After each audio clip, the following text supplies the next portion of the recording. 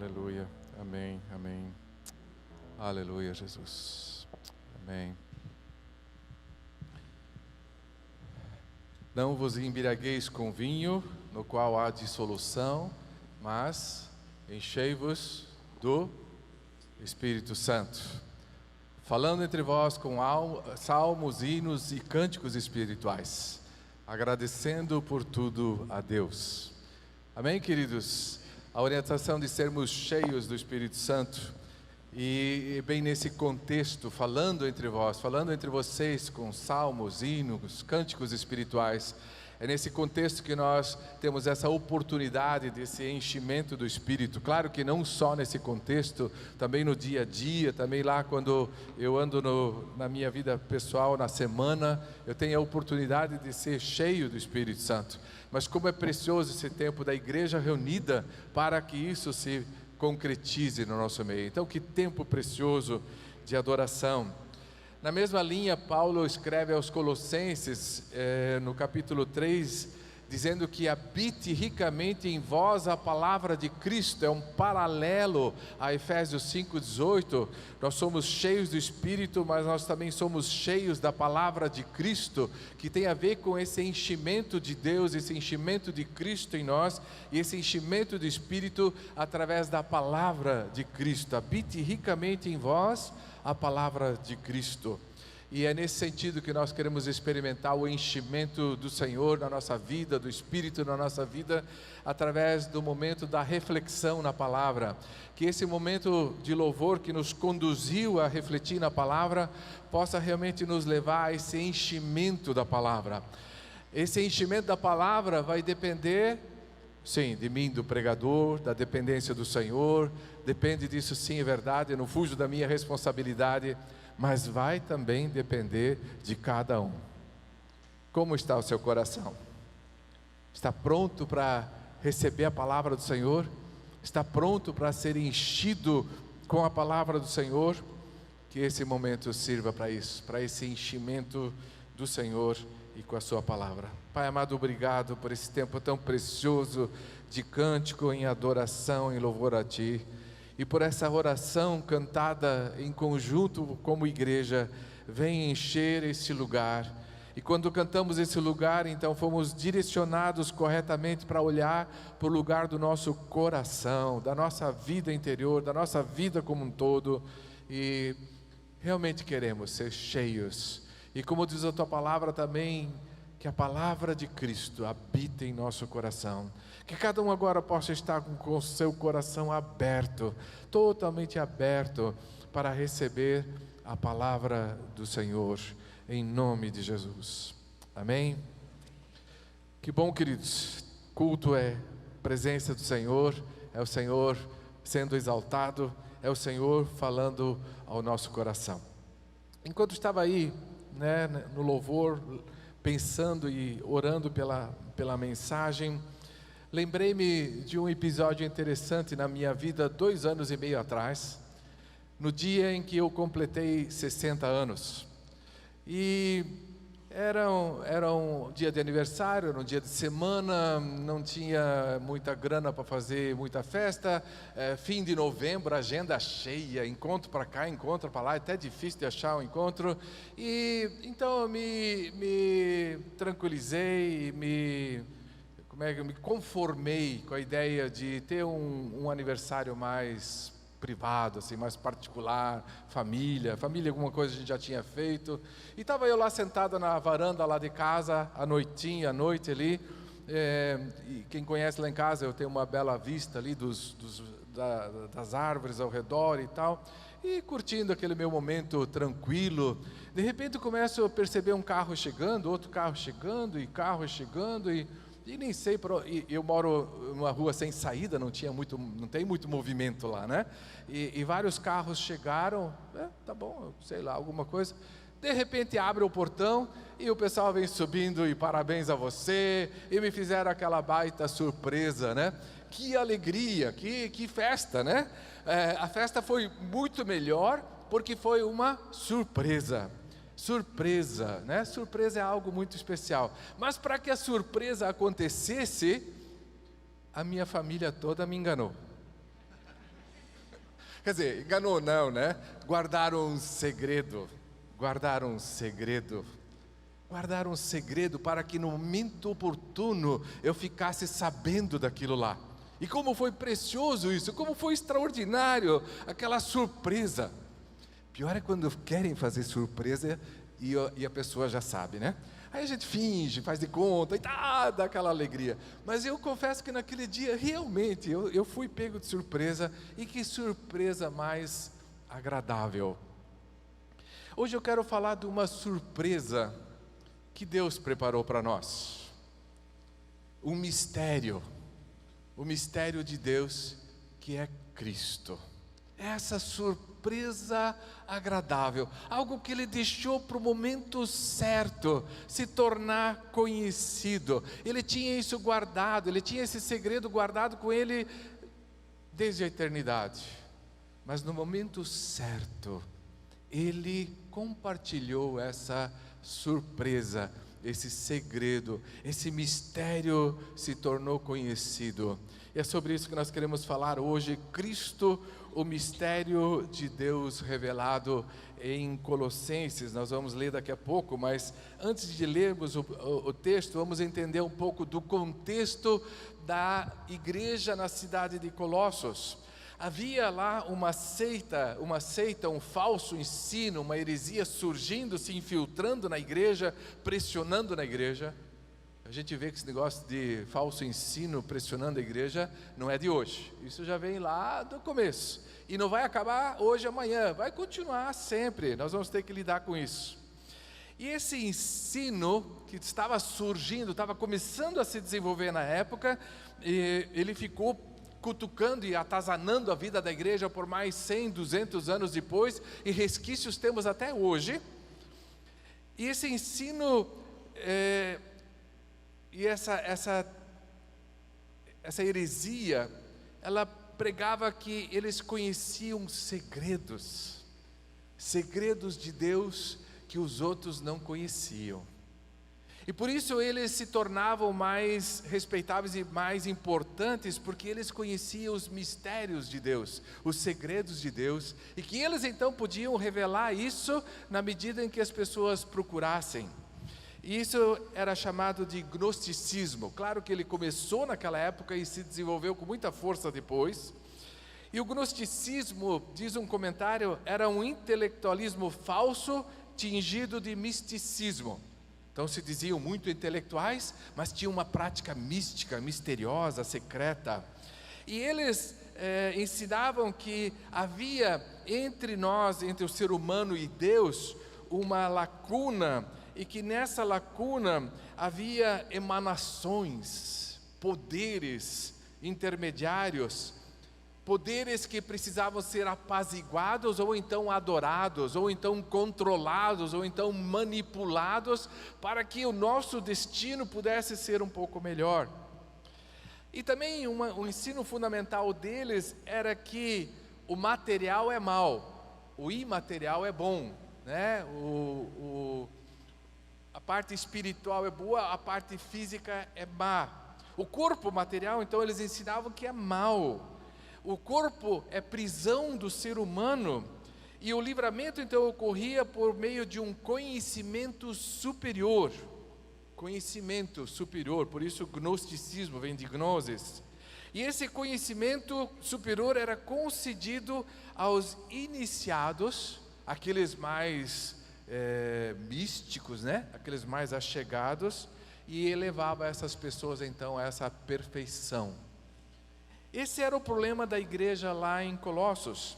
Se vocês abrirem comigo, esse texto não está na projeção, no capítulo 2, versículo 16, nós temos alguma dica, e nós vamos falar mais sobre isso na próxima mensagem, quando a gente vai tratar especificamente sobre o que era essa seita. Então, adiantando um pouco, no versículo 16 diz: portanto, não permitam, Colossenses, capítulo 2, versículo 16, abra lá na sua Bíblia, no aplicativo, Portanto, não permitam que ninguém os julgue pelo que vocês comem ou bebem, ou com relação a alguma festividade religiosa, ou a celebração das luas novas, ou dos dias de sábado. Indo adiante, essas coisas são sombras do que haveria de vir, a realidade, porém, encontra-se em Cristo. 18, não permitam que ninguém que tenha prazer numa falsa humildade e na adoração de anjos, os impeça de alcançar o prêmio. Tal pessoa conta detalhadamente suas visões e sua mente carnal a torna orgulhosa. Então aqui nós temos uma dica com o que a igreja dos Colossenses tinha que lidar, as dificuldades que eles tinham com essas infiltrações, desses enganos, dessas heresias, que queriam tirar o foco. Mas a ideia principal desse movimento chamado gnosticismo é que eles tinham segredos, mistérios, que davam a eles o poder de serem superiores e que eles sim caminhavam para a perfeição e que as pessoas precisavam de intermediação para que pudessem crescer. E aí então o apóstolo Paulo escreve agora a igreja de Colossos, aos irmãos na fé, e fala sobre essa situação. E ele vai usar uma palavra típica daquilo que essas pessoas usavam. Esse gnosticismo, essa heresia, falava muito em mistérios. Agora o apóstolo Paulo também vai falar em mistérios. E ele vai esclarecer o mistério. Mistério, então, no contexto bíblico, não é algo que deve ser mantido em segredo, mas antes uma verdade oculta que Deus tem o prazer de desvendar no tempo certo, quando o tempo está maduro. Assim, os mistérios do reino foram revelados aos discípulos de Cristo, mas não aos profetas do Antigo Testamento. Enquanto o Antigo Testamento revelou uma série de bênçãos que haveriam de vir num novo tempo, inclusive bênçãos que iriam alcançar outros povos e não só Israel, a forma como isso ia acontecer era um segredo. E é sobre esse segredo, sobre esse mistério que Paulo então vai falar e escrever. Resumindo, ele vai falar sobre o mistério de Deus, que é Cristo. Cristo é o mistério de Deus revelado. Por isso agora vamos para Colossenses, capítulo 1, do versículo 24 até o capítulo 2, versículo 5. Então, quem puder, abra no seu aplicativo, na sua Bíblia, acompanhe. Volto a dizer, às vezes você tem uma tradução um pouquinho diferente, então você vê as palavras um pouquinho diferentes para entender até melhor. Não se preocupe com isso, palavras podem ser um pouquinho diferentes, mas não altera o sentido. E Colossenses, então, 1:24 até 2:5, nós temos essa palavra de Paulo que nos serve para hoje. Agora me alegro em meus sofrimentos por vocês e completo no meu corpo o que resta das aflições de Cristo, em favor do seu corpo, que é a igreja.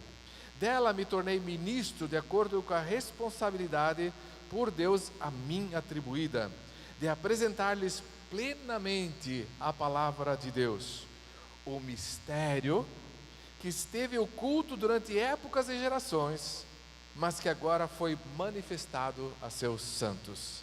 A eles quis dar Deus a conhecer entre os gentios a gloriosa riqueza deste mistério, que é Cristo em vós, a esperança da glória. Nós o proclamamos, advertindo e ensinando a cada um com toda a sabedoria, para que apresentemos todo o homem perfeito em Cristo. Para isso eu me esforço, lutando conforme a sua força que atua poderosamente em mim. Quero que vocês saibam quanto estou lutando por vocês, pelos que estão em Laodiceia e por todos os que ainda não me conhecem pessoalmente. Esforço-me para que eles sejam fortalecidos em seu coração, estejam unidos em amor e alcancem toda a riqueza do pleno conhecimento, a fim de conhecerem plenamente o mistério de Deus, a saber, Cristo. Nele estão escondidos todos os tesouros da sabedoria e do conhecimento. Eu lhes digo isso para que ninguém os engane com argumentos que só parecem convincentes. Porque embora esteja fisicamente longe de vocês, em espírito estou presente e me alegro em ver como estão vivendo em ordem e como está firme a fé que vocês têm em Cristo. Então vejo que a palavra que mais volta à tona, que vem repetida nesses versículos, é a palavra mistério. E isso agora então Paulo deixa muito claro o que é esse mistério. Em outras palavras, ele disse para a igreja: tá bom, o pessoal está falando de mistérios, então deixa eu falar, deixa eu contar um segredinho para vocês, e vai ficar tudo claro. É o mistério. Então a primeira pergunta que eu me fiz ao refletir nesse texto foi: por que mistério? O versículo 26 do capítulo 1 diz, versículo 26, o mistério que esteve oculto durante épocas e gerações, mas que agora foi manifestado aos seus santos. Mistério porque esse conhecimento não existia até que então foi revelado a seus santos. Já falamos na semana retrasada sobre isso, sobre o que são esses santos. Então, é um mistério porque durante épocas e gerações era do conhecimento de Deus, mas Ele guardou essa surpresa para aquele momento especial. O momento em que Jesus Cristo veio foi uma surpresa que Deus preparou, que Deus separou, e por isso esse mistério. Pedro, ele vai falar sobre esse mistério também. Se você quiser acompanhar, 1 Pedro, deixa marcado ali Colossenses, para a gente logo voltar para Colossenses capítulo 1 e 2, mas vamos para 1 Pedro, que Pedro também falou sobre esse mistério. 1 Pedro 1, versículos 10 a 12.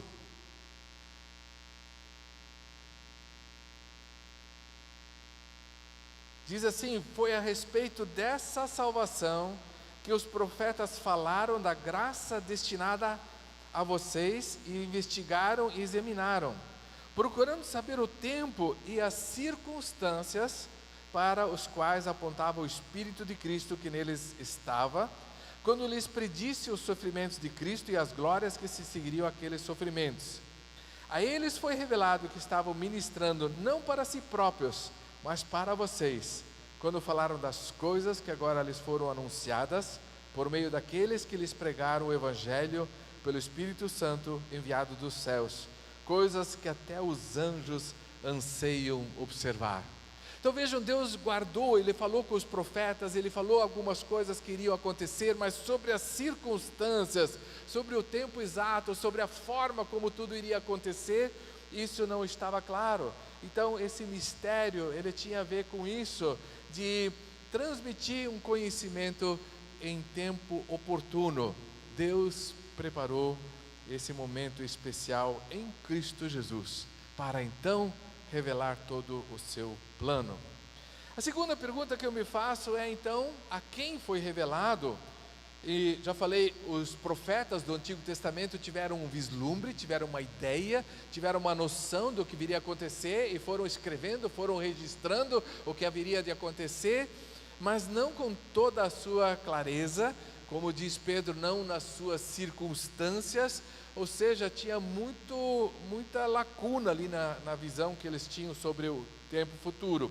Então não foi revelado tudo isso aos profetas, mas a quem foi revelado, voltando ali para Colossenses capítulo 1, versículo 26, diz que foi revelado aos seus santos.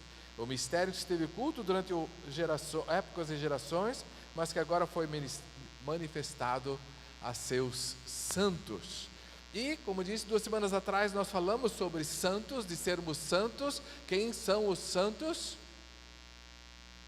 Somos nós. Nós somos os santos. A nós foi revelado. Na verdade, foi revelado aos santos a partir dos discípulos de Jesus, os 12, e que eles então, cheios do Espírito Santo, foram compartilhando todo esse mistério, todos esses segredos de Deus com a igreja, os santos. E assim esse mistério é revelado aos santos.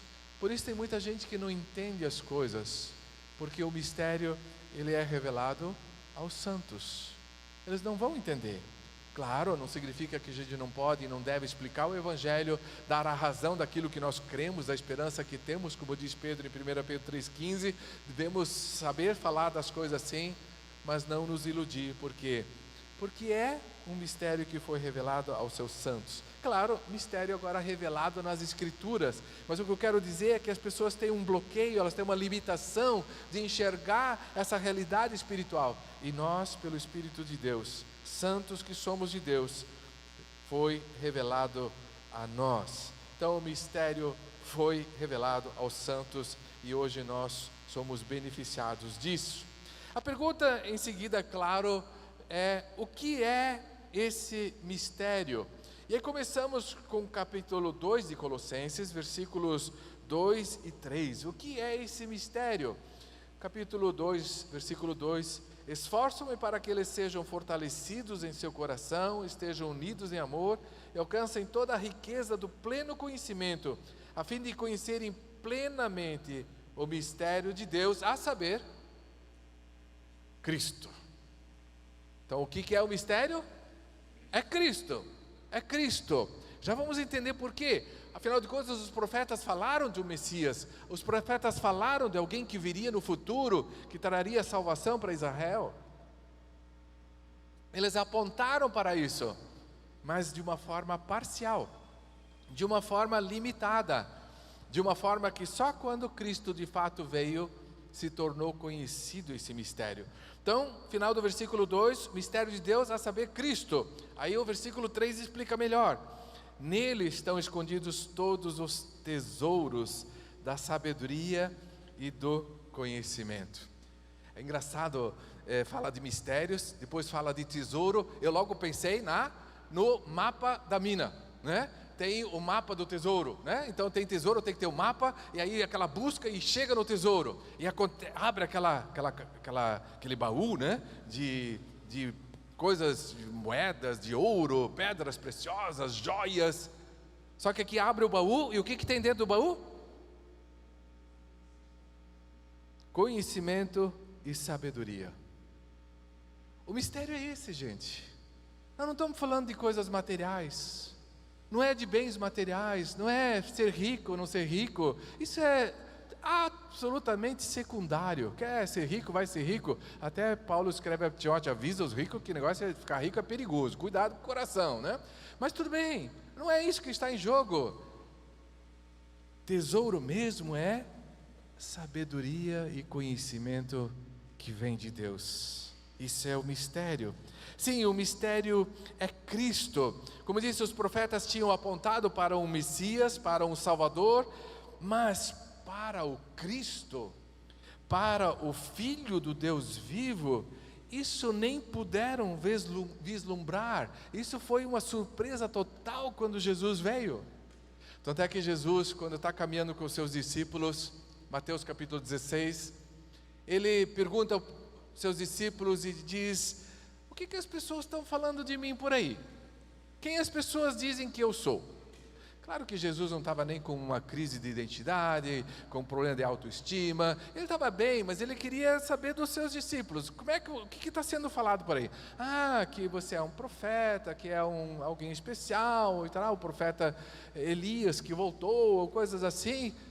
Aí Jesus faz a segunda pergunta, e Jesus e as suas perguntas, né? Quem vocês dizem que eu sou? Uma coisa é que os outros falam de mim. Tá bom, pode, né, só para vocês saberem. Mas eu quero saber o que vocês dizem de mim. E aí nós conhecemos a resposta de Pedro em Mateus 16:16. O que Pedro disse?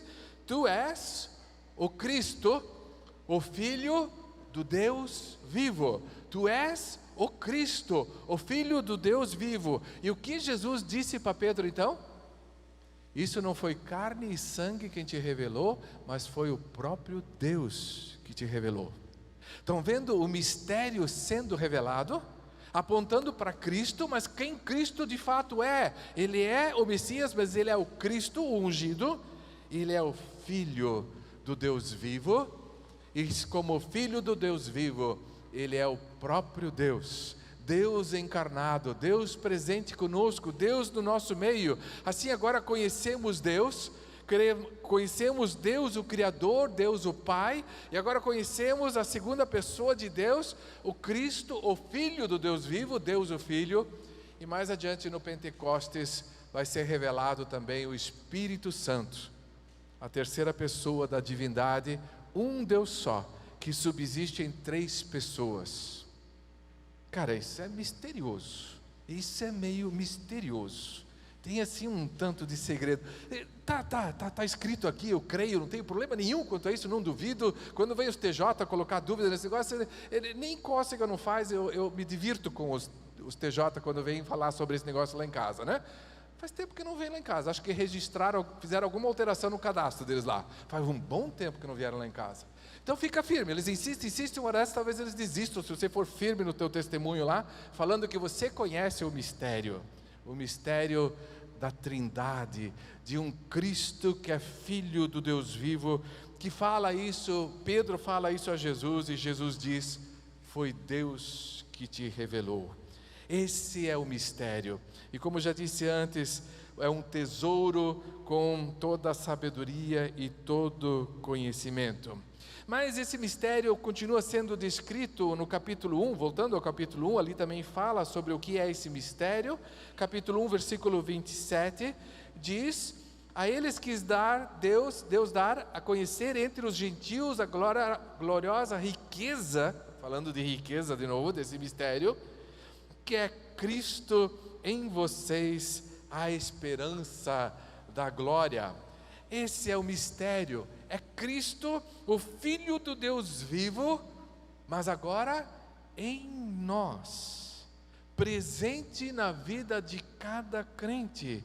O mistério revelado é Cristo, mas não só Cristo naquilo que Ele é, como Ele é, mas do que Ele faz, Ele está em nós. O Deus eterno, o Criador dos céus e da terra, agora vem a nós, não para estar entre nós, no meio de nós, mas em nós. E quando lembramos aqui que diz Cristo em nós, lembramos de uma promessa que Jesus fez em João 14, 16 e 17. João 14, 16 e 17, eu pedirei ao Pai e Ele lhes dará outro Consolador para estar com vocês para sempre, o Espírito da verdade. Jesus falando desse mistério, daquilo que é essa pessoa de Deus, o Espírito da verdade. E diz, o mundo não pode recebê-lo porque não o vê nem o conhece, mas vocês o conhecem, pois Ele vive com vocês e Ele estará em vocês. Cristo em nós, a esperança da glória, e Jesus mesmo disse, vem um outro Consolador, o Espírito da verdade, está entre vocês, mas Ele estará em vocês. E no Pentecostes então acontece essa maravilha, e nós então temos a partir de então o Espírito Santo dado por Deus a todo aquele que se arrepender e é batizado, recebe o perdão dos pecados e recebe o Espírito Santo, não mais para estar entre nós, mas para estar em nós.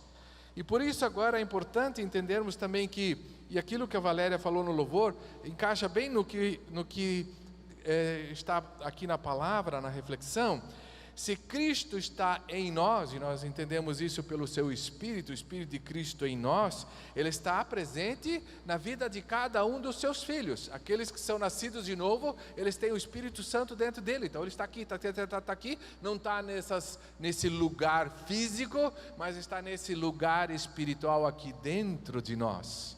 E quando juntamos esse nós todos, né? Aqui, é a igreja reunida. E aí Cristo está em nós, na igreja reunida. Algo extraordinário. Jesus mesmo disse, né? Se 2 ou 3 estiverem reunidos em meu nome, lá estarei entre vocês. Agora aqui diz Cristo em nós. Nós temos esse privilégio de, como igreja, sermos presença de Cristo e de termos Cristo não apenas entre nós, mas temos Cristo em nós como igreja.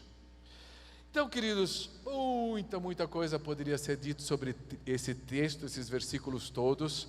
Foi uma dificuldade, porque vocês sabem, eu estou falando uma série de mensagens, né? Aqui na igreja não é Netflix, mas tem série, né? Então nós temos série também. É a série A Supremacia de Cristo, né? Em Colossenses. Então estamos estudando essa série aqui. E ao ler esse texto, eu digo, puxa vida, tanta coisa, Senhor. Poderíamos falar semanas sobre esses versículos, mas qual é o ponto central que tu queres nos ministrar? E aí foi sobre essa questão do mistério. Eu quero concluir com alguns desafios que nós encontramos no texto, que são para Paulo, que são para nós. A pergunta é: que impacto isso tem na nossa vida? Que relação tem esse mistério com a nossa vida, com o nosso dia a dia? Em primeiro lugar, eu quero destacar, com base no exemplo de Paulo, que conhecendo esse mistério de uma forma clara, nós estamos dispostos a sofrer por esse mistério. Vale a pena sofrer por esse mistério. Versículo 24, capítulo 1. Agora me alegro em meus sofrimentos por vocês, e completo no meu corpo o que resta das aflições de Cristo em favor do seu corpo, que é a igreja. Paulo está dizendo que tem um preço a ser pago. Há sofrimento, sim. Claro que nós sabemos que todo o preço para a nossa salvação já foi pago. Amém, amados? O preço foi pago por Jesus. Jesus sofreu na cruz, sofreu dor física. Muito pior do que a dor física foi a dor do abandono, que ele clamou: Deus meu, por que me desamparaste? Cristo sofreu, e sofreu tudo o que precisava ser sofrido por nós. Mas Paulo está dizendo que quando nós nos tornamos seguidores de Cristo, nós participamos também do sofrimento de Cristo, no sentido da entrega, do trabalho, do ministério, do preço, do testemunho que damos, pagamos com um sofrimento. Mas Paulo diz, 24, agora me alegro em meus sofrimentos. Que coisa incrível! Agora, com esse mistério revelado, com o poder de Cristo em nós, nós podemos nos alegrar até mesmo no sofrimento. Então, irmão, irmã, quando nós sofremos, claro, quando não sofremos por conta das nossas burrices, dos nossos erros, né? Aí é questão de se arrepender, se chorar, pedir perdão, se entristecer e mudar de vida. Mas quando sofremos injustiças, quando sofremos por causa da nossa fé, podemos nos alegrar porque nós conhecemos o mistério. Nós sabemos do que se trata, nós sabemos o que está por trás de tudo isso. Por isso podemos nos alegrar nesse sofrimento, né, dentro da realidade. Paulo está falando que é no seu sofrimento pela igreja, pelo corpo de Cristo. Então é até esse sofrimento que é estar envolvido com a igreja, né? Às vezes é um sofrimento estar cedo aqui para ensaiar, para ajustar, né? Deixar o conforto da casa, né? Mas é um sofrimento que vale a pena. Adiante, Paulo diz no versículo 25 que vale a pena ser ministro da igreja, corpo de Cristo. Versículo 25, dela me tornei, ele falou do corpo de Cristo, a igreja, dela me tornei ministro, de acordo com a responsabilidade por Deus a mim atribuída. Dela me tornei ministro. Na mensagem anterior, Paulo usa a mesma expressão e ele se tornou ministro, mas se tornou ministro do quê? Ministro do Evangelho. Lembram que eu falei sobre isso 2 semanas atrás? Está lá um pouco acima no texto, versículo 21. Ministro do Evangelho. Agora Paulo vai adiante e diz que ele se torna ministro da igreja. Ele se torna servo da igreja. Paulo entende claramente que o ministério dele é a serviço da igreja. Paulo entende claramente que o ministério dele pertence à igreja, porque se ele é ministro da igreja, ele se submete à igreja. Tem muita gente por aí falando do seu ministério e se colocando acima de tudo e de todos por causa do seu ministério, e que ninguém mexe no seu ministério. E acho louvável que a pessoa que está incumbida do seu ministério, uma pessoa que tem um chamado para o seu ministério, ela precisa ficar firme nas suas convicções e continuar firme no seu ministério e não abandonar o seu ministério.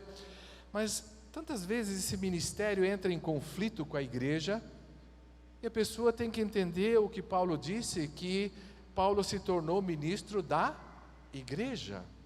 O ministério está debaixo da igreja. O ministério pertence à igreja. Eu, por exemplo, me sinto chamado por Deus para o ministério da palavra, para o ministério pastoral de tempo integral, servir de tempo integral, mas mesmo esse ministério de liderança, de condução da igreja, mesmo esse ministério está debaixo da igreja. O ministério, eu sou ministro da igreja. Se a igreja decidir, Verna, não tem mais ministério para você aqui, então eu vou ter que acatar e dizer, ok, porque é a igreja, eu sou ministro da igreja. É claro que eu tenho uma convicção tão forte no chamado, que eu vou dizer, puxa vida, vamos ver se em algum outro lugar estão precisando de um pastor ou coisa assim, e lá vou eu. Mas eu preciso entender que o ministério é da igreja. Tornei-me ministro da igreja. E ainda para terminar esse desafio, versículo 28 diz, nós o proclamamos advertindo e ensinando a cada um com toda a sabedoria para que apresentemos todo homem.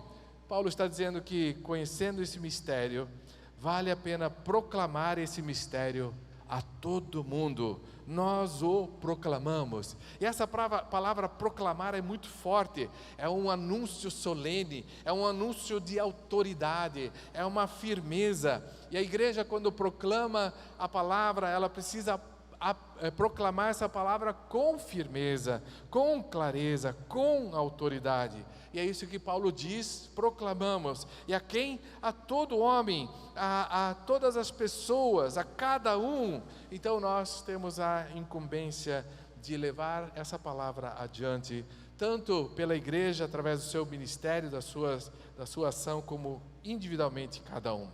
E aí Paulo então diz, versículo 5 do capítulo 2, ele fala então que esse mistério sendo compreendido e vivido, vivenciado, colocado em prática, Cristo em nós, a esperança da glória, isso vai produzir um resultado na vida de todos, e ele se diz que ele se alegra com esse resultado. Ele diz, porque embora esteja fisicamente longe de vocês, em espírito estou presente, e me alegro em ver como estão vivendo em ordem, e como está firme a fé que vocês têm. Então, vivendo esse mistério, vivendo esse grande segredo que é Cristo em nós, nós podemos ter uma vida, como descrita por Paulo aqui, uma vida em ordem. A nova versão transformadora, nova versão transformadora, eu anotei NVT aqui, estava dando um branco, o que significa? Nova versão transformadora. Ela usa uma expressão que vocês estejam vivendo como devem. Vivendo em ordem significa está tudo certinho. É vivendo como vocês devem. E é isso que alegra meu coração, diz o apóstolo Paulo. E é o que alegra o coração do pastor. Quando a igreja, quando seus membros vivem como devem. Vivem com dignidade, vivem com bom testemunho. E Paulo diz que ele se alegra. E não só com o viver de um bom testemunho, mas também firmes na fé.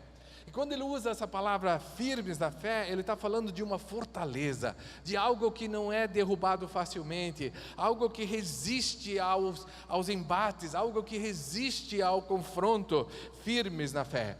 É isso que alegra o coração do Paulo, é isso que alegra o coração de um presbitério, de uma liderança da igreja. É claro que quando vemos pessoas que não estão vivendo assim, nos entristecemos, mas queremos nos colocar ao lado e dizer o que podemos fazer para você ter essa vida em ordem, essa vida como deve ser vivida e firmeza na fé. Senhor amado, muito obrigado por essa palavra, que ela seja como semente do Senhor, plantada em cada coração, para que continue produzindo fruto na vida de cada um. Obrigado, Senhor, que nós podemos compreender e conhecer o mistério de Deus, o Teu mistério, que é Cristo em nós, a esperança da glória. Muito obrigado que em Ti, Cristo, temos toda a riqueza da sabedoria e do conhecimento, e que estamos supridos com tudo. Por isso Te louvamos e Te bendizemos, e pedimos mesmo, Senhor, continua falando aos nossos corações também, através dessa palavra, em nome de Jesus. Amém.